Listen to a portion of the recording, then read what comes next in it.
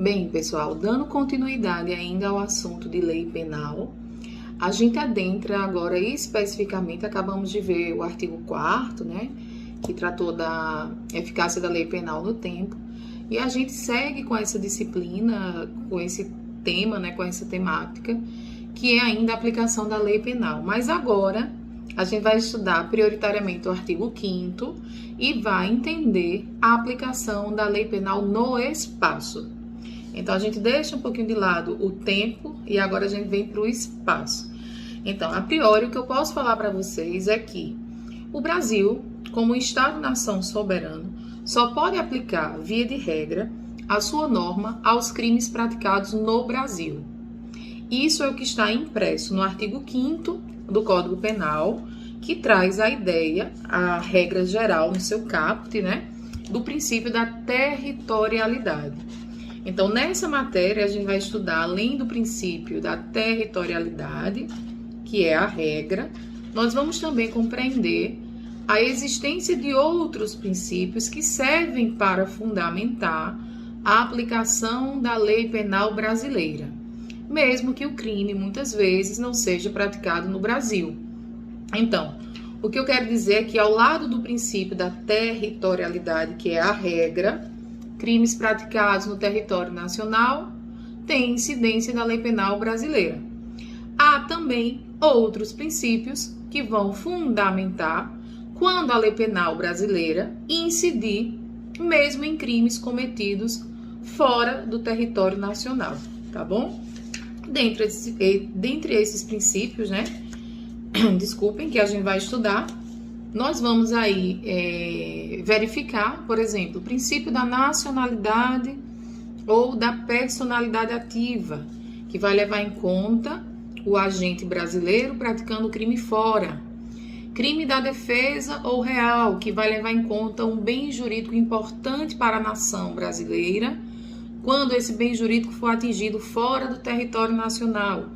Nós vamos ter ainda o princípio da justiça penal universal, ou cosmopolita, tendo em vista a importância, a significação do crime, né? A humanidade em tratados já discutiu, por exemplo, alguns crimes contra a humanidade. A gente também justifica a aplicação da lei penal brasileira, mesmo que o crime seja praticado fora do Brasil. E temos ainda um outro princípio aí que vai fundamentar também a aplicação da lei penal brasileira, intitulado Princípio do Pavilhão, da Bandeira ou da Representação. Aí nomes não vão faltar, né? Classificações doutrinárias não vão faltar, que diz que quando a determinada embarcação ou aeronave for matriculada, registrada, carregar a bandeira, né? Representar ali o Brasil, por isso pavilhão, bandeira, substituição, a gente também poderia ter a incidência aí da lei penal brasileira, tá? Vamos entender primeiro o caput. O artigo 5º diz o seguinte: aplica-se a lei brasileira, sem prejuízo de convenções, tratados e regras de direito internacional, ao crime cometido no território nacional. Mais uma vez, quem tiver com código pode puxar uma setinha e escrever. No artigo 5º do Código Penal, a gente tem o chamado princípio da territorialidade temperada, ou moderada, ou mitigada. Quer dizer que ela não é absoluta. Então, vai haver casos em que o crime vai ser cometido no Brasil e a gente não necessariamente vai ter incidência da lei penal brasileira. Por quê? Porque existem regras, convenções, tratados de direito internacional em que a gente vai poder ter aí a incidência de um crime praticado no Brasil, mas que vai ser julgado fora do Brasil. Isso é o fenômeno da intraterritorialidade. Imaginem, por exemplo, o caso de um diplomata americano que comete um crime no Brasil. Ele deve respeito às leis brasileiras, ao preceito primário dos crimes, né?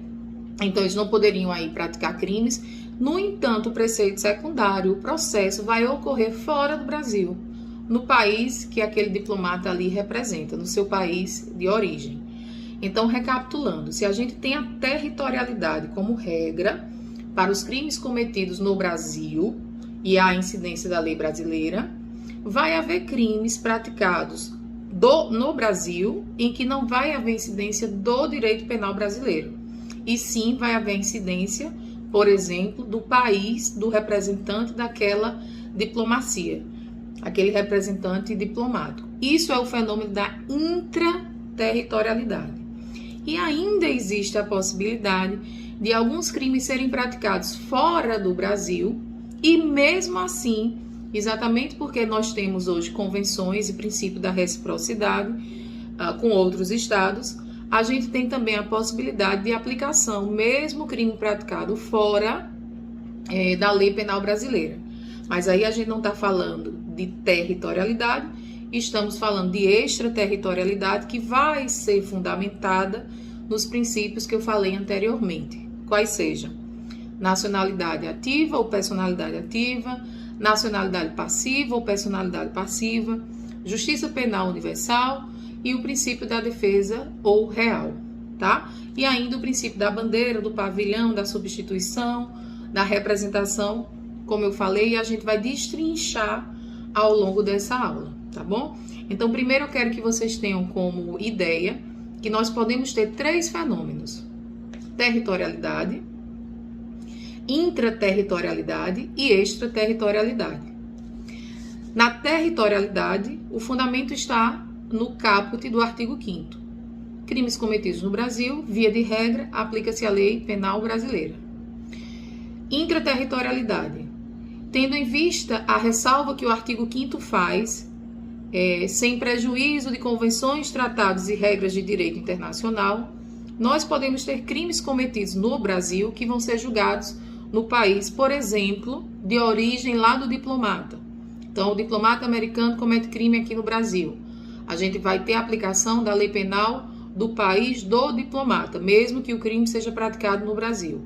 E o outro fenômeno é o fenômeno da extraterritorialidade, que vai ser fundamentado em outros princípios, que não o princípio da territorialidade, e a gente vai ter aí como exemplo, só para que vocês tenham em mente um panorama geral desses princípios, a gente vai ter como exemplo o princípio da nacionalidade ou personalidade ativa, o princípio da nacionalidade ou personalidade passiva, o princípio da defesa ou real, o princípio da justiça universal e o último, o princípio da representação ou bandeira ou pavilhão ou substituição, tá bom? Então, detalhando aqui a ideia dessa territorialidade, vocês devem ressaltar nas anotações que ela não é, portanto, absoluta, que ela comporta exceções. E a exceção principal, que eu já falei para vocês, se dá através do fenômeno da intraterritorialidade. Crimes praticados no território nacional, mas averiguados, processados, justificados, punidos com outras leis que não a lei brasileira. Tá bom? Tá bom? E a diferença entre intraterritorialidade e extraterritorialidade é que na intra o crime é praticado no Brasil, mas é julgado com lei estrangeira. Na extra, o crime é praticado fora do Brasil, mas vai ser julgado e processado com a lei brasileira, tá bom? Então não esqueçam de fazer essas distinções. Aí agora é importante para a gente entender o que é que o legislador quis dizer quando ele falou assim, ó: aplica-se a lei brasileira ao crime cometido no território nacional. Se eu perguntasse para vocês, pessoal, o que é que a gente pode entender como território nacional? Possivelmente vocês iam imaginar o mapa, né? O mapa do Brasil, aquele quase um triângulozinho ali invertido, e iam dizer, professora, o conceito de território nacional é fácil, é o conceito físico, é o conceito geográfico, é o subsolo, é o que está abaixo do subsolo, é o espaço aéreo que está em cima do mapa, são as águas internas que a gente tem ali, são as ilhas, né? São os espaços separados do subsolo, mas que compõem ali o território nacional. Ok, perfeito. É o conceito físico, é o conceito geográfico. No entanto, a doutrina leva em consideração não somente esse conceito físico, não somente esse conceito geográfico. Então, a gente pode falar que o conceito de território nacional tem também uma ficção, tem um conceito por ficção, um conceito por equiparação, um conceito político normativo, que é definido pelo próprio legislador. Mas antes de falar dele, eu queria que vocês acrescentassem aí que também o mar territorial, que vai até 12 milhas da baixa maré, ou pré-mar, é o termozinho que pode substituir aí a baixa maré, também compõe o conceito de território nacional, tá bom? Então, a gente tem o conceito físico, que eu já falei, solo, subsolo, ilhas, porções de terras desvinculadas do continente, mas que fazem parte ali do continente, né? Nós temos ali águas internas e nós temos o mar territorial. Imagine uma linha da baixa maré até 12 milhas náuticas, a gente tem ali o conceito de mar territorial. Depois dessas 12 milhas, só um detalhe, né? Mais 12 milhas, a gente tem a chamada zona contígua. E a partir das 12 milhas até 200 milhas, que daria 188 milhas, se eu tenho 12 mais 188, 200 milhas. Nessas 188 milhas, a gente tem a chamada zona econômica exclusiva. Eu tô falando isso para vocês porque às vezes o examinador ele é um pouco maléfico, um pouco sagaz, né?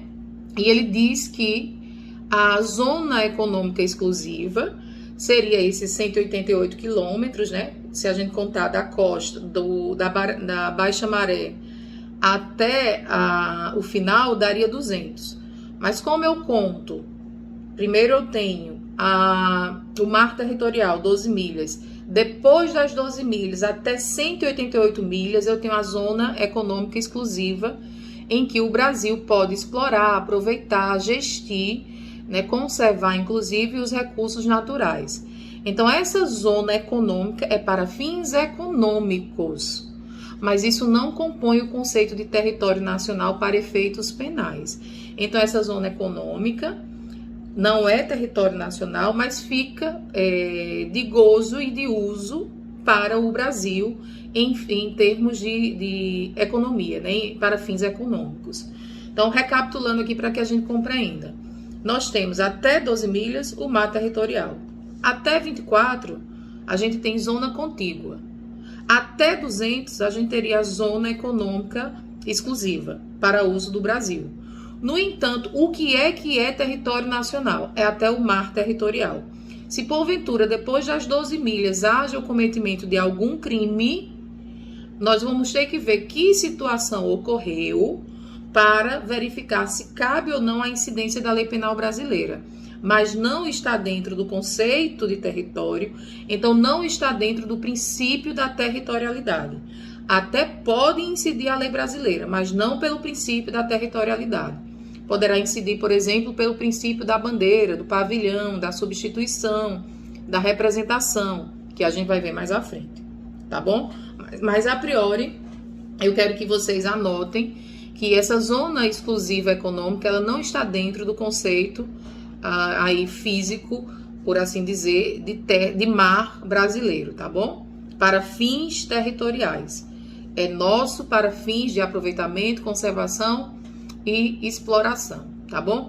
Quem diz isso pra gente é a Lei 8.617 de 93, tá? Que traz essas especificações aí a respeito do direito do mar, tá bom? Então não esqueçam desse detalhe. Tá, professora, ficou fácil de entender. Se você recapitular aqui, a Lei 8.617 de 93 dispõe que o mar territorial, o mar brasileiro, território brasileiro, vai até as 12 milhas. Depois das 12 milhas mais 12, ou seja, 24, o direito do mar chama isso de zona contígua. Mas até as 200 milhas, ou seja, o restante das 12 até 200, 188, compõe a zona econômica exclusiva. E que não é território nacional para fins de aplicação da lei penal brasileira, com fundamento no princípio da territorialidade. Vamos tentar dar um exemplo de plano aqui para que vocês possam absorver a ideia, tá bom? Depois do mar territorial, o que a gente vai ter é a ideia de alto mar.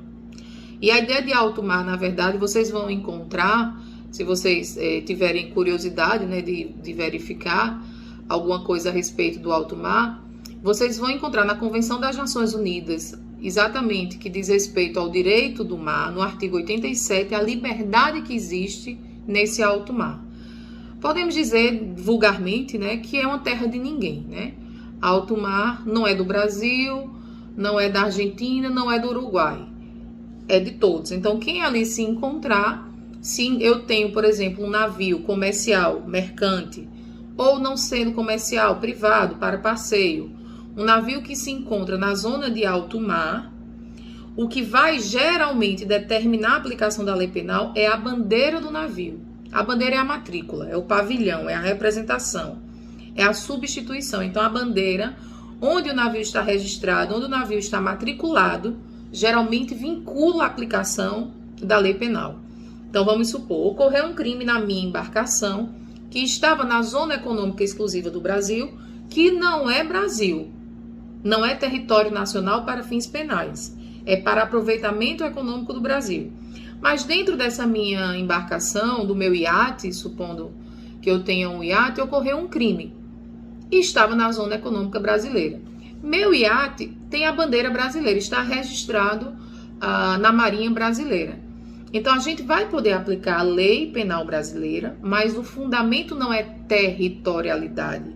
O fundamento é o princípio da bandeira. Princípio também chamado pavilhão, representação ou substituição. Então, espero que tenha ficado clara essa ideia aí da zona econômica exclusiva, tá bom? Então, não confundam isso. Nosso mar territorial, repito, insisto, é até as 12 milhas náuticas, contadas da pré-mar ou baixa maré até as 12 milhas náuticas, tá bom? Além desse conceito, como eu estava falando para vocês, físico, geográfico, que é mais fácil de ser entendido, né? O que está no solo, o que está acima, o desenhozinho das fronteiras, né, do mapa, mais o mar territorial, nós temos um conceito político normativo, que está no próprio Código Penal e que a gente vai destrinchar aqui para vocês o que seria, então, essa ideia do conceito normativo de território nacional. E eu vou ler aqui para vocês o que diz o artigo 5º, parágrafo 1º do Código Penal. Então, ele diz assim, ó, parágrafo 1º. Para efeitos penais, consideram-se como extensão, você pode chamar esse conceito normativo de território, esse conceito por ficção de território nacional, esse conceito por equiparação de território nacional, de conceito por extensão, que é o que está aqui no Código. Então, consideram-se como extensão do território nacional, 1. As embarcações brasileiras de natureza pública. Eu vou parar aqui, para a gente explicar essa primeira parte. Então, para quem está anotando, quando a embarcação ou a aeronave for de natureza pública, imaginem o avião do presidente da República. Está sobrevoando qualquer lugar do mundo, onde quer que se encontre o avião do presidente da República, que é um avião público, onde quer que se encontre, é território nacional. Não importa se ele está voando, se ele está aterrissado. Não importa. E não importa se está no Brasil, se está no Japão. Se o crime ocorre dentro daquela aeronave pública, nós temos ali a incidência da lei penal brasileira. Por quê? A aeronave ou a embarcação pública é extensão dessa ideia de território nacional. Então, onde quer que se encontre, quando o crime é ali praticado, a gente tem a incidência da nossa lei pátria, tá bom? Segunda hipótese. Embarcação ou aeronave brasileira, pode ser privada, a serviço do governo brasileiro. Então, é uma equiparação à própria ideia de embarcação e aeronave pública. Então, ou pública, ou a serviço do governo, vocês vão olhar para aquela embarcação, para aquela aeronave, como território nacional. Então, o crime sendo praticado ali dentro, vocês vão ter a certeza de onde quer que se encontre, aquele crime vai ser reprimido com a lei penal brasileira, tá bom? Terceira hipótese, tá aqui também no Código, no parágrafo 1º do artigo 5º. Aeronaves e embarcações também brasileiras mercantes, subentendo comerciais, ou privadas, que se achem em espaço aéreo correspondente ao alto mar. Foi o exemplo que eu acabei de dar, acabei de expor aqui para vocês anteriormente. Imagine que tem uma embarcação brasileira na zona econômica brasileira.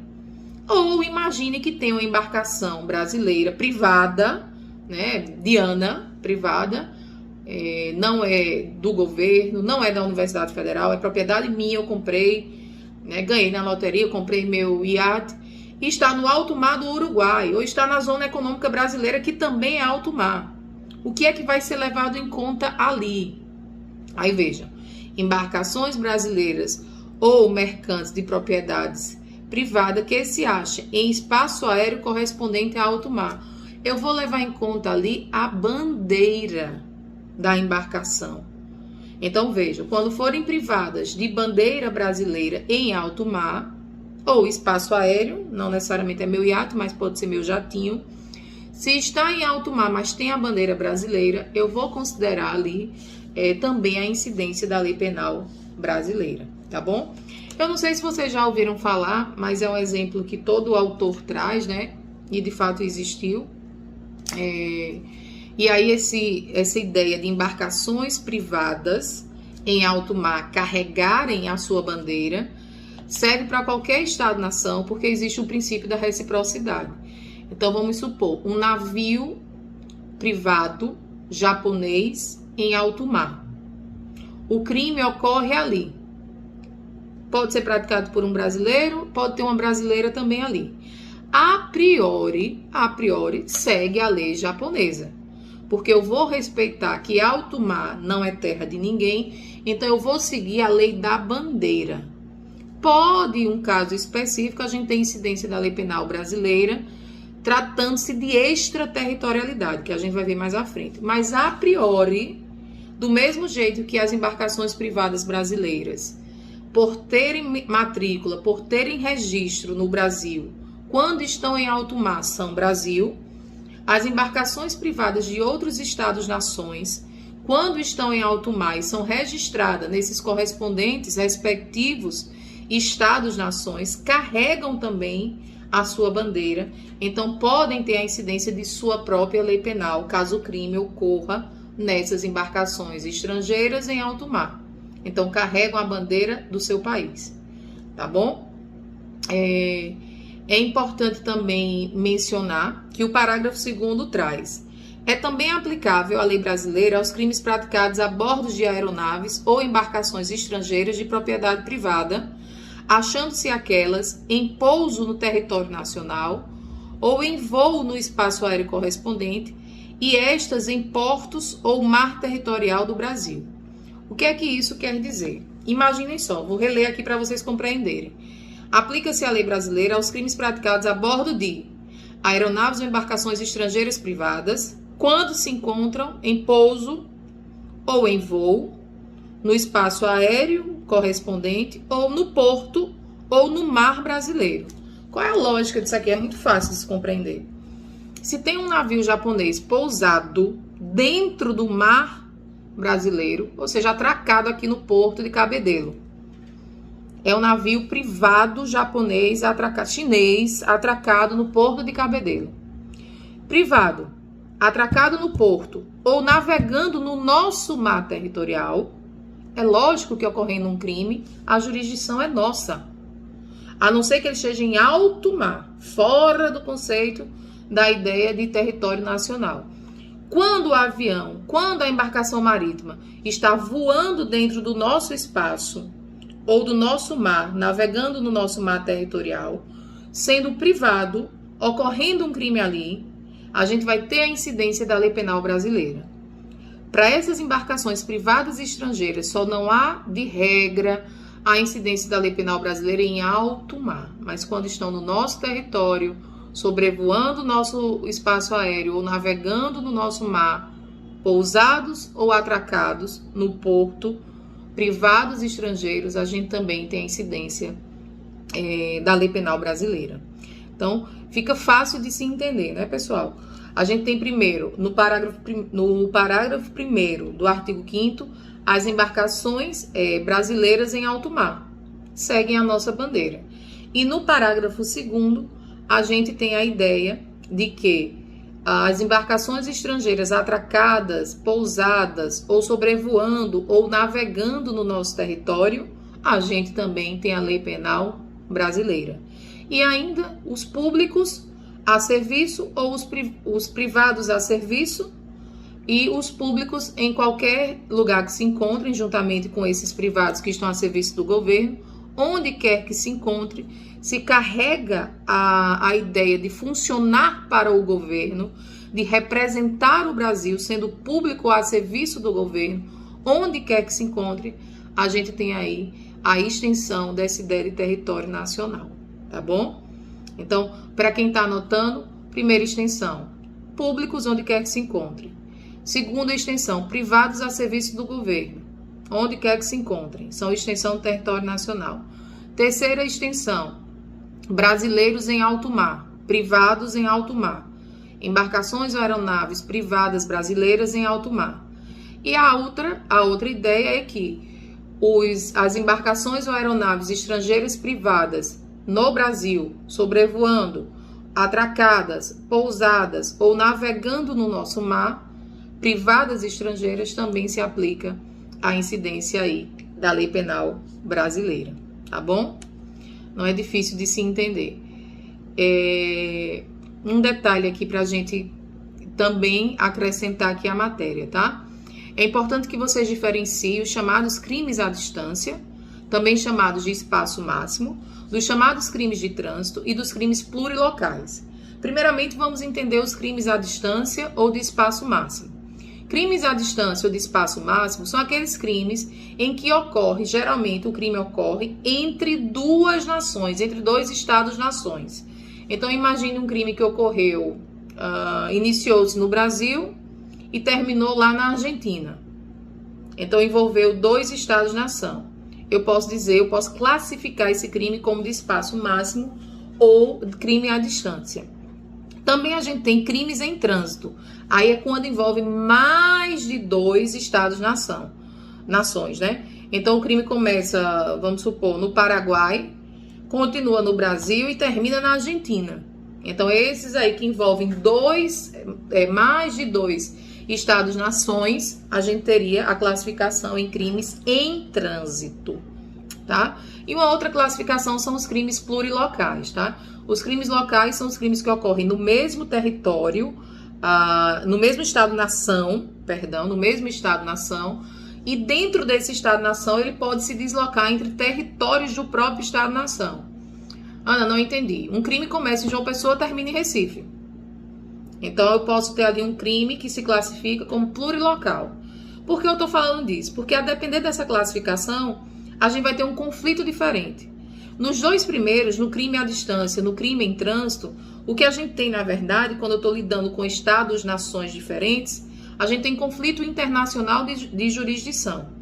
E quem resolve, na verdade, esse conflito internacional de jurisdição é o artigo 6º. E o artigo 6º do Código Penal traz, na verdade, o lugar do crime. E ele diz o seguinte, o artigo 6º. Só um minutinho, localizando.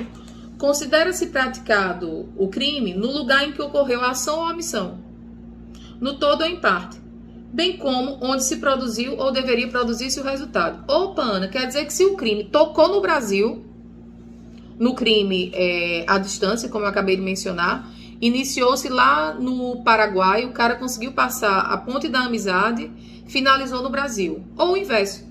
Começou no Brasil, o cara atravessou a ponte da amizade, lá de Foz do Iguaçu até Paraguai, né? Cidade do Leste. Terminou lá. Opa, um crime que eu posso classificar como espaço máximo à distância, dois estados-nações. Tocou no Brasil, o artigo 6 nos dá como lugar do crime também o Brasil. Então, se a gente tiver provas, se o delegado tiver aí como iniciar o inquérito, ele já pode iniciar o inquérito. Já é lugar do crime o Brasil. O mesmo se diga aos crimes em trânsito, quando envolve mais de dois estados-nações. Então, passando pelo Brasil, a autoridade brasileira, via de regra, também já pode aí aplicar a lei penal do Brasil, porque é considerado lugar do crime o lugar ou da ação, ou da omissão, ou do resultado. Essa ideia se chama teoria da ubiquidade, ou teoria mista, que considera para o lugar do crime tanto o lugar da conduta como o lugar do resultado. O que importa é que um dos dois ocorra no Brasil. Então já tenho como aplicar a lei penal brasileira se o início da execução se deu aqui ou se o resultado se deu aqui. Teoria da ubiquidade ou teoria mista. Quem está anotando no código, puxa a setinha e coloca. Artigo 6º traz a teoria da ubiquidade ou a teoria mista, que nos dá a concessão de considerar como lugar do crime e aplicar, portanto, a lei penal brasileira, o local da ação ou da omissão. Então, não necessariamente o crime deve iniciar e terminar no Brasil, tá bom? Para finalizar, em relação àqueles crimes plurilocais, aí é um detalhe mais de processo penal do que de penal, mas como eu mencionei, vamos aqui finalizar o entendimento. Os crimes plurilocais são aqueles em que ocorrem no mesmo território, no mesmo estado-nação, mas em territórios diferentes desse estado-nação. Eu falei para vocês, o crime começou em João Pessoa, terminou em Recife. Ana, qual é a comarca competente para processar? João Pessoa ou Recife? Aí a gente vai ter que se valer do artigo 70 do Código de Processo Penal para resolver. Então, geralmente, a comarca que primeiro iniciar o ato processual se torna preventa. Então, a gente vai ter algumas especificações do Código de Processo Penal. A comarca que tiver mais provas, né, pode aí requerer a competência. Mas, geralmente, a que primeiro iniciou o ato processual, que realizou uma prisão, por exemplo, se torna preventa para julgamento daquele processo, tá? Mais alguns detalhes em relação ao lugar do crime. Deixa eu ver aqui. A teoria da ubiquidade híbrida ou mista, como eu falei, né? Na situação narrada, o Brasil aí, nos crimes à distância e os crimes em trânsito, poderia o Brasil aplicar, então, a sua lei penal, tá bom? Agora, adentrando especificamente no artigo 7º, né? Que a gente tem aí a ideia de extraterritorialidade, e aí eu vou encerrar esse vídeo, já deu meia hora, eu vou até pedir desculpa porque comecei a falar, mas eu vou encerrar para que a gente possa subir esse vídeo e depois eu começo aqui também a extraterritorialidade, tá bom?